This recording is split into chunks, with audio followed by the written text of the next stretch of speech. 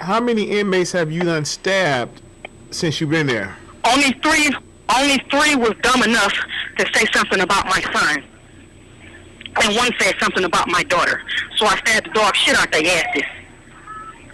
But it's like, I'm where I belong. I see this. I ain't got nothing but rage in me. You understand what I'm saying? Like, I've had it all while I was a child. So it's like,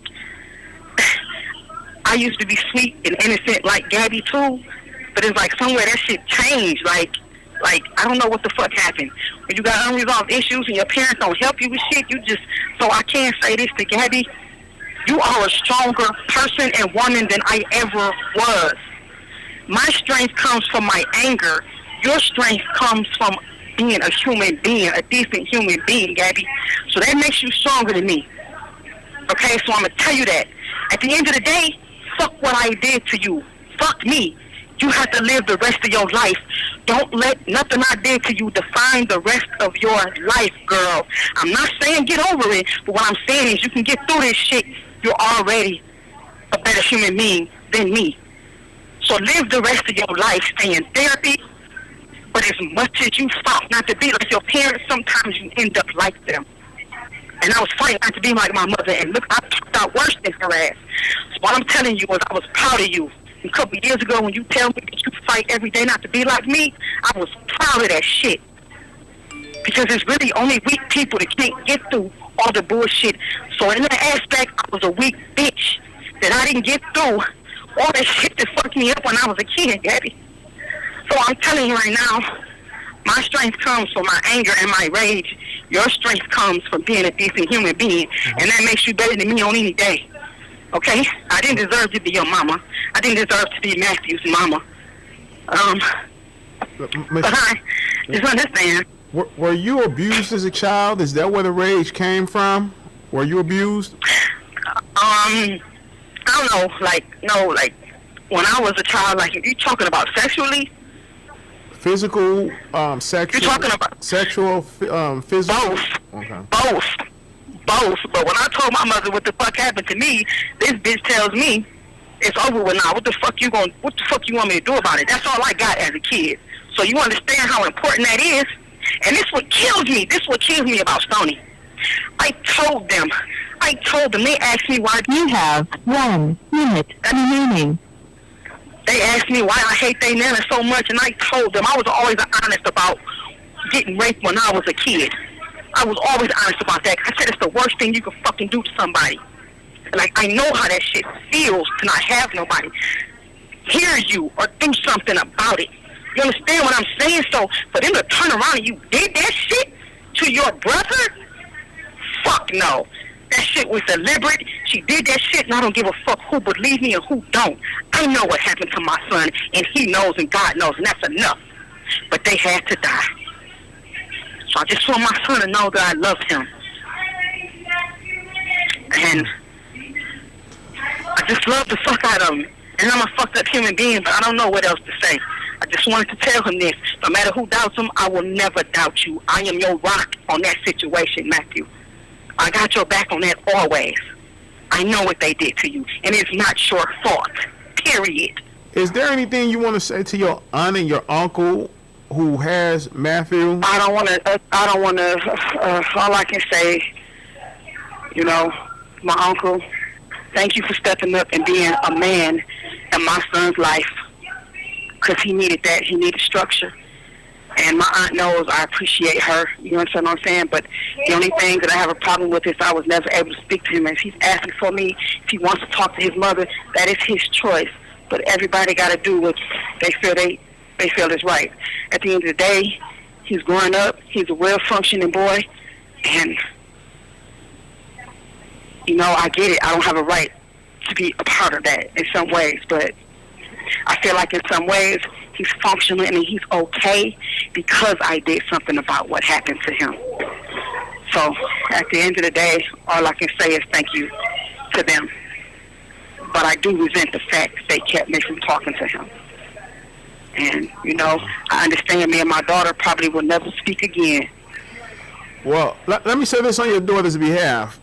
Now, when she did do the interview, she clearly stated that you reached out to her when she was 24. Yeah. She said you and her spoke. She said Yeah. you cried. You said you were sorry for killing Stoney and Steven and said that, No. it was like remorse. You was remorseful. No, I have no remorse for killing them. I have remorse for killing them in front of her. And honestly, I don't even remember saying that. If I did say that, I think I was trying to appease her and kiss her ass and just try to get her to talk to me because I miss my daughter. But it's like, I gotta let go of all this bullshit. Like, at the end of the day, I don't lie. And if I did say that to her, which I'm pretty sure I didn't, so I'm apologizing. I'm saying I'm sorry to her for her experience in that house. You understand what I'm saying? So it just the only reason I'm calling is because of discrepancies. My thing is this: if you're gonna get on national TV and you're gonna say something, make sure it is fact. It's 100 all the way across the board, especially when it's involving your brother. I just know I would have never got on this interview had she not have brought her brother up. That's all I'm saying. Don't try to downplay what happened to him. Don't switch facts around. That shit fucks with me every day what happened to my son. I am still his mother. And I also got to say, for all the people out in the world who got something to say about me, I'm this evil-ass bitch, I'm this and I'm that, fuck you. I don't give a fuck about none of y'all's opinions, obviously. You can't look at me and tell I don't. I'm going to always be me, and I'm going to always be that boy's mother. So that shit happened to your children. You deal with it how you want to deal with it. I dealt with my grass in my backyard how I want to deal with it.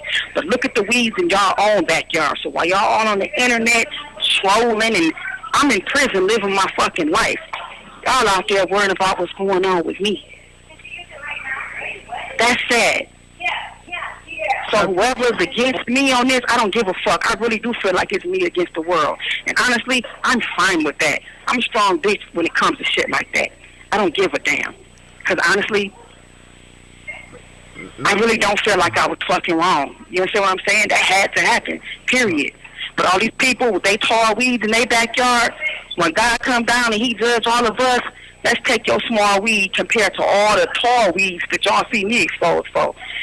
Let's compare your small sin to my largest sin, which is killing my kids. And I bet you God judges the exact same way.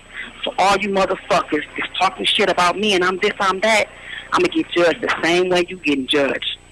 So sit your ass down and live your life and don't worry about me.